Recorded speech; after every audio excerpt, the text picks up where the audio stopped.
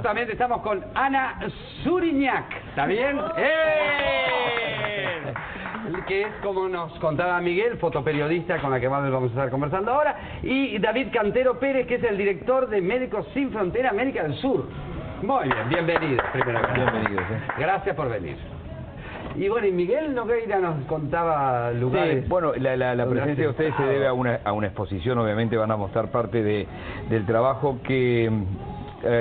capaz que les cuesta creer o no, pero la realidad del Mediterráneo, que es noticia que golpea literalmente las costas de todos los países mediterráneos, es noticia mundial, digo, es decir, lo que pasa, si aparecieron en una playa como pasó el otro día, a los 10 segundos estamos enterados acá, digo, son cosas que nos golpean con la misma fuerza. Cuando aquel niño fue fotografiado en una playa hace un año o 2 años, es una noticia que sacude al mundo en forma instantánea, ¿no? Eso es obvio, ¿no? ¿Primera vez en Uruguay? Sí, primera vez. Primera vez. Sí. Yo he mirado algún reportaje tuyo donde tú decías, no soy periodista, pero lo que hago también es periodismo, pero decidiste usar la cámara de fotos para eso. No, yo sí soy periodista. Ahí está, bueno, pero... No, lo que pasa que sí que mi herramienta para contar las historias es la cámara. Sí. ¿Cuándo empezaste con esto? Pues cuando se empieza, al final, yo creo que cuando te gusta la fotografía y contar cosas, ¿no? Pues cuando era estudiante en el colegio ya más o menos lo hacía, pero cuando empecé a trabajar fue justo con 21, 22 años que hice una beca de estudios con Médicos Sin Fronteras y ahí ya me quedé con ellos un tiempo, bueno, hasta 8 años he estado trabajando con ellos. Te vamos a pedir, aunque en estos tiempos de internet en 2 segundos todo el mundo podría saber qué es Médicos Sin Frontera. ¿Qué es Médicos Sin Frontera? Bueno, Médicos Sin Fronteras es una organización médica, obviamente humanitaria, que brinda asistencia a víctimas de conflictos armados, de catástrofes naturales, de epidemias y de otras situaciones extremas de exclusión de la salud, hoy en día en más de 70 países. Están en un momento en que a veces no los están respetando, ¿no? Y que hay una bomba a media cuadra o encima de ustedes. Sí, tristemente estamos en un momento cada vez más complicado donde la misión médica no está siendo respetada y como parte del derecho internacional humanitario que protege a los trabajadores humanitarios, a los trabajadores médicos, realmente no está siendo respetado. Ahora, más allá de esos países donde hay una situación crítica y van a colaborar en esas emergencias, incluso en Uruguay están, por ejemplo. Bueno, aquí estamos, no tenemos proyectos de ayuda humanitaria y no creemos que vaya a ser así, básicamente. Claro, pero tenemos presencia, sí, tenemos presencia hace ya muchos años a través de la comunicación y de diferentes eventos, pero se puede hacer socio, pero desde hace 2 años ya tenemos presencia continuada y estamos haciendo captación de socios. Ya tenemos 10.000 uruguayos que nos apoyan de manera regular, con lo cual muchísimas gracias a todos ellos y a muchos más. De todo eso porque tengo gente que trabaja ahí. Y hacemos reclutamiento también de personal para trabajar con nosotros en otros países. ¿Se puede decir que el trabajo de ellos y ellas, los fotógrafos, es una herramienta fundamental para ustedes? Sí, Médicos Sin Fronteras, digamos que tiene como 2 patas, ¿no? Uno que es la acción médica pura y otra es el testimonio de la difusión o incluso la denuncia en el caso que amerite, ¿no? Con lo cual, evidentemente, nosotros trabajamos con muchos periodistas como Ana, o fotógrafos o no, para ayudarnos precisamente a difundir la realidad de esas poblaciones a las cuales estamos asistiendo. Hay fotos históricas que han cambiado realidades, incluso que han contribuido muchísimo a la información o al cambio de una realidad. Cuando están haciendo ese trabajo, buscan eso, o sea, ¿está presente el mensaje que quieren transmitir siempre? Bueno, yo creo que es importante, ¿no? Que el que esté presente el mensaje. Ser fotógrafo y querer que una foto tuya cambie el mundo, como ideal está muy bien, pero luego si persigues eso seguro vas a fracasar, ¿no? En donde sí, o sea, lo que se persigue, sobre todo mi obsesión es entender muy bien el contexto donde estás trabajando para poder transmitir lo que quieres transmitir, ¿no? Si tú no entiendes dónde estás trabajando, es imposible que una imagen tuya vaya a hacer mover o sentir algo a la gente que la ve desde sus casas. ¿Cuáles son los límites? Que son muchos, supongo, ¿no? Bueno, para mí es un debate eterno, ¿no? Pero yo siempre el límite está cuando tú respetas la dignidad de la persona que estás fotografiando y ninguna imagen que tú hagas hiere no solo la de la persona sino la de los familiares. Yo creo que ahí está el límite, ¿no? Yo el límite en cómo afecta a las poblaciones que la ven luego desde sus casas cuando cenan, ese límite para mí no existe. O sea, decías, ¿no?, al principio que el Mediterráneo se ve y está en las noticias, pero yo acabo de llegar del Mediterráneo, encontramos una embarcación con 8 cadáveres y esa imagen no ha removido a la opinión pública, ¿no? Y esa imagen para mí es durísima y debería hacer que toda la gente, ya no te digo los medios de comunicación, sino la gente saliese a la calle a decir que qué está pasando y qué está haciendo la Unión Europea en el Mediterráneo, ¿no? Eso también debe decir una cosa, llega esa imagen, llega esa llegada de personas a la costa, pero muy pocos medios de comunicación se encargan de que sepas qué es lo que está pasando del otro lado, por qué se van. Este es el principal no problema. Hay difusión del conflicto, y por eso éxodos de pueblos enteros. Esa es la importancia del pueblo oriental. A ver, esa es la importancia de... Yo, por ejemplo, siempre he trabajado con ellos o siempre con Médicos Sin Fronteras y ahora sigo muy vinculada a ellos porque ellos están en el origen de donde sale esta gente. Claro. Ellos saben lo que está pasando allí y ellos están trabajando allí. Entonces tú como periodista, para un periodista que queremos contar lo que pasa en esos países de origen, es clave, ¿no?, tener una vinculación con una organización como Médicos Sin Fronteras, que además tiene la necesidad y las ganas y bueno, la misión de contar qué pasa en los contextos donde ellos están trabajando. Lo que pasó en Barcelona, lo habrán visto en las redes, ¿no?, dividió a la gente en España y en el mundo. En España, por algo, nosotros fuimos conquistados por los españoles en su momento, ¿no? Los que decían qué horrible las fotos, en vez de ayudar, la gente empezó a sacar fotos y se difundieron, y entonces les caía a la gente atrás y dice, sí, pero bien que festejaste cuando muestran a los de Siria, porque ahí sí le podés pegar a Estados Unidos y le podés pegar al gobierno de España, esas cosas se dan, la política juega un papel fundamental. Esto sí, difundímelo, esto no lo difundas. Sí, pero ya más allá de la política, yo creo que se generó un debate que es preocupante también de, no, muertos en las Ramblas no podemos enseñar. Bueno, ¿cómo no vamos a enseñar muertos en las Ramblas? Siempre y cuando no se identifique a ninguna persona. Estoy hablando de lo que salió publicado, no de lo que se vio en redes sociales. Que no, que eso es otra cosa. Yo no son periodistas, hay gente que va con un celular, digo. Oye, ¿cuántos muertos viste en las Torres Gemelas? Bueno, sí, se vieron. Sí, eso fue un pacto no escrito también de no mostrar mucha información. Bueno, pero en las Torres Gemelas se vieron imágenes de gente que se tiraba directamente. También es lo que dicen los pedazos de gente. Y después protegieron a la gente y no se vio gente... Claro, pero entonces que hay muertos de primera, muertos de segunda. Y una cosa es que lo hagan la política, ¿no? Pero que la opinión pública diga, no, es que, esta imagen de portada que hay cuerpos y un niño muerto en las Ramblas, bueno, es que es lo que ha pasado. Es que eso es lo que tiene que enseñarse. Siempre y cuando, repito, que no se identifique al niño, que no, evidentemente, pero que una realidad que ha pasado en Barcelona no salga en las portadas de los periódicos, bueno, es que a mí me parece un debate... negarla. Bueno, es que es claro, entonces... Una cosa con la que deben pelear ustedes con ustedes mismos cuando estás en un lugar es evitar forzar una situación, supongo, ¿no? Es decir, porque te ven venir y capaz que empieza una escena totalmente diferente a la que vos estabas. ¿Pasa eso?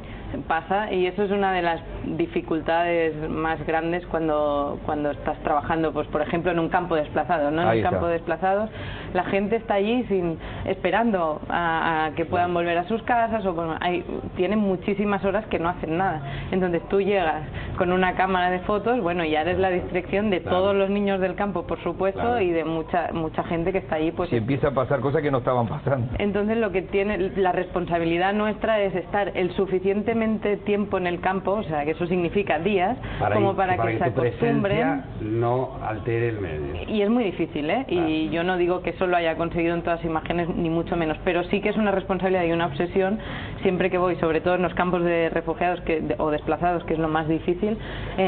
No modificar la realidad. No modificar en la medida posible la realidad que estás fotografiando, porque es que si no, no estás enseñando lo que realmente está pasando. Y en todo caso, muchas veces es relativamente fácil no tener que hacer nada. O sea, Médicos Sin Fronteras hoy trabaja en más de 70 países, en los lugares, yo diría, casi más complejos de la Tierra, con lo cual no hace falta forzar la realidad para que se pueda fácilmente mostrar lo que ahí está pasando, ¿no? En lugares hoy en día, pues como Sudán del Sur, en la que estamos hablando en la exposición, la realidad del Mediterráneo que explicaba Ana, no hace falta forzar ninguna situación para sacar imágenes que tengan fuerza y que tengan mensaje. mensaje e impacto, o en la crisis de los migrantes en México, o en República Centroafricana, en el Congo, etcétera, etcétera, ¿no?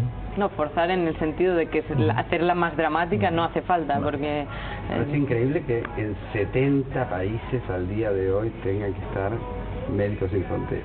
Sí, estamos en la mayoría de los conflictos. Hay algunos hoy en día en los que no podemos estar presentes por razones básicamente de seguridad, pero estamos en la mayoría y nos estamos dejando algunos. Hay crisis en las que no estamos trabajando por nuestro mandato y porque nuestros recursos son bien limitados, ¿no? Más allá de la financiación, por ejemplo, de socios que puedan ir a colaborar mes a mes, que es una colaboración pequeña, pero ¿y con qué se mantiene? ¿Hay algún subsidio de...? Bueno, esa colaboración, que como bien dice es pequeña, de uno a uno, es muy grande. Claro. Hoy en día estamos hablando de casi 6 millones de socios en todo el mundo, lo cual nos da básicamente toda la independencia para el accionar que tenemos Médicos Sin Fronteras. Más del 95% de los fondos que recibimos son fondos que provienen de manos privadas, sobre todo de las personas, ¿no? Luego también hay otro 5% que viene de otras fuentes, pero básicamente nuestro modelo de financiación es eso, es persona a persona, y es lo que nos da, como digo, toda la independencia para accionar allá donde hace falta, y no donde nos lleven o los medios de comunicación, o donde nos lleven los estados, donde nos lleven las políticas, ¿no? ¿Han pasado por esos momentos de no hago más esto que hago acá? No, de momento no. He pasado por momentos de decir necesito parar, porque estás fotografiando cosas que te están afectando demasiado, y cuando vuelves a casa o descargas las imágenes, ves que tú ya no estás... tienes ahí algo que necesitas reflexionarlo, ¿no? Porque al final todos somos humanos, y entonces mi fórmula que he descubierto con el tiempo es parar 2 meses al año, más o menos, de viajar y de ir a estos lugares. Entonces yo 2 meses al año pues estoy trabajando en Barcelona, hago de profesora de la universidad, pero no salgo, y eso me permite a mí descansar un poco y también reflexionar un poco sobre lo que estoy haciendo, cómo lo estoy haciendo, si realmente el trabajo que estoy haciendo muestra lo que yo creo que tiene que mostrar. ¿Y en algún lugar dijiste de acá no salgo? De situaciones de porque la situación de repente podía ser complicada o... Bueno, he pasado momentos, ha habido situaciones donde dices, suerte que estoy con Médicos Sin Fronteras, que me van a sacar de aquí. Sí. Y claro, hay determinados... Y ellos dicen, menos mal que hay una fotógrafa para vernos, que muestre nuestras últimas obras. No, pero hay determinados lugares como Sudán del Sur, por ejemplo, que... Si no vas con una organización grande y te metes tú solo allí, es difícil que salgas de ahí. Entonces, yo no... ¿Has tenido miedo entonces? Sí, lo que pasa es que yo intento no meterme en sitios donde no puedo controlar, controlarlo todo al 100% es muy difícil, pero sí que puedes hacerlo de una manera más Boy Scout, ¿no? Y ir tú solo y meterte con los rebeldes. Yo creo que mi manera no es esa, mi manera es ir un poco más segura y no tener que sufrir tanto por temas logísticos, y por eso utilizo mucho a Médicos Sin Fronteras o a otras organizaciones para poder llegar a los sitios, ¿no? Porque se ha visto demasiadas veces periodistas que han muerto en emboscadas. El último en Sudán del Sur, un periodista de 25 años que se mete con los rebeldes de Sudán del Sur, hay una emboscada y lo matan. Bueno, pues esto, ¿qué pasa? Es un fotógrafo brillante, pero tiene 25 años y ya no va a hacer ninguna foto más, ¿no? Yo creo que... Hay una película de Gerald Butler, el mismo de 300, que personifica a un pastor de Estados Unidos que es un ex convicto, un ex recluso que está viviendo ahí. Es una historia verídica, y el tipo, estuve averiguando porque la vi el otro día, la película la vi en Netflix, y está ambientada ahí en Sudán del Sur. Buscás en internet Gerald Butler, y además es bastante agraciado para las damas. También.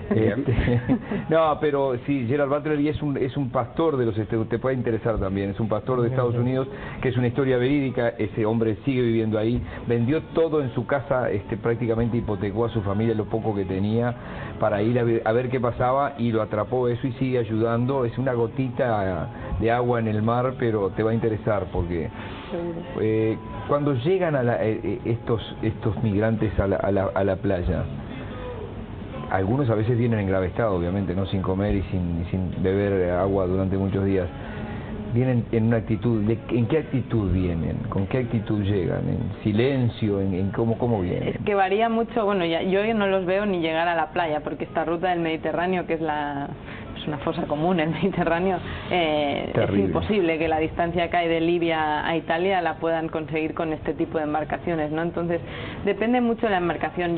Nos hemos encontrado embarcaciones donde venía todo el mundo llorando, embarcaciones donde había gente que los guardacostas, bueno, según ellos, los mismos guardacostas libios habían disparado, entonces había gente herida en la embarcación. Hay embarcaciones que te vienen pues mucho más tranquilas y porque han estado mucho menos tiempo en el agua, depende, pero lo que es evidente es que todos salen de Libia, que es un país donde están atrapados, encerrados y muchas veces esclavizados, y la gran mayoría de las mujeres ha pasado por violencia sexual. Hablando de éxodos, voy a decirlo mal, pero hay una República de Saharaui, ahí está. Y decían, cuando nos contaban del éxodo que tenía el pueblo, porque lo mencionan ya como un éxodo. Está al lado de Marruecos, sí. Todo el mundo. Estás hablando de una población más grande que la población de Uruguay toda. Sí, es uno yo diría, de las poblaciones con las que Médicos Sin Fronteras hoy en día no trabaja. Y le explico muy rápido por qué no lo hacemos, porque bueno, hay muchísimas otras organizaciones, en este caso la gran mayoría españolas, que trabajan con el pueblo saharaui, con lo cual es un lugar donde decidimos no trabajar porque pensábamos que